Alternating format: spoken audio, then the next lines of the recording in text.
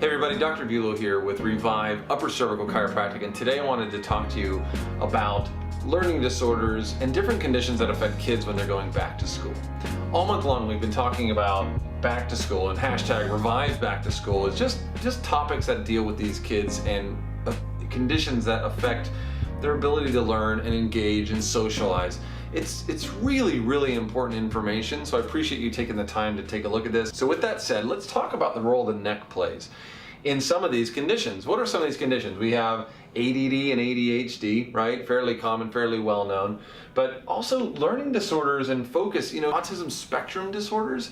A lot of these conditions are inability of the brain to process information. Headaches, of course, and anxiety. Well, it has to do with the fact that your neck does two very important things for your brain. Number one, it helps to stimulate the brain, and number two, it helps to ensure proper blood supply to the brain in and out of the skull. Two really important ingredients for proper brain function is stimulation and blood supply. So let's talk about stimulation. Your brain, how alert it is, how awake you are, is in large part thanks to something called the reticular activating system, or the RAS. The reticular activating system is what regulates and makes you aware. If you have a really good quality reticular activating system, not only are you fully alert, but you're also very selective of the information that you're conscious of. Many of us have already forgotten that we are standing on the soles of our feet, or maybe you're sitting in a chair right now watching this video, but you don't even feel the pressure under your feet or under your butt. That's because the reticular activating system has decided that information is not that important. You don't really need to be aware of that right now. Two things can go wrong if that reticular activating system is not healthy. Number one, you may not be to the level of alertness that you need to be. You might be fatigued. You might have a mental fog. You might be frustrated. You may not be able to recall words the way that you want to recall words. Or you may be overstimulated. You may be processing too many things that your brain would otherwise not really be all that concerned about.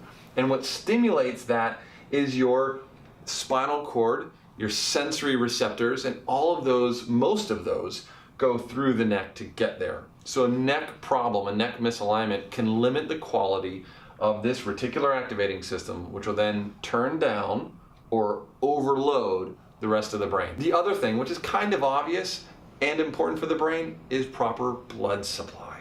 Oh my goodness, so important.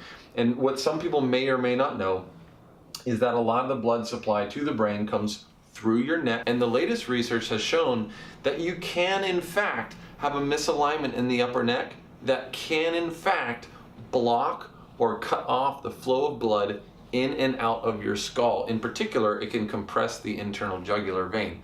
Pretty important stuff.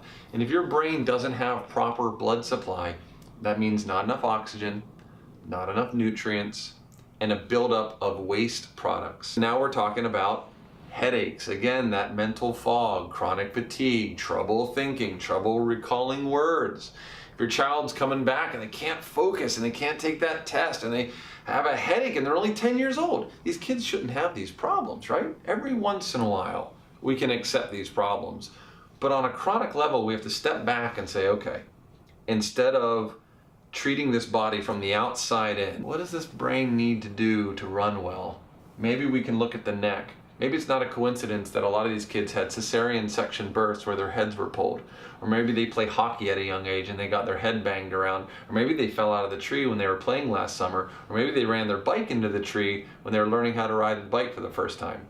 It's not a coincidence, and this is the things that we want to look for in our kids. Some good information, hopefully you find some value in it, right? If you have any questions, please don't hesitate to ask. And most importantly, if you have a child in your life that you think this may be an issue, right?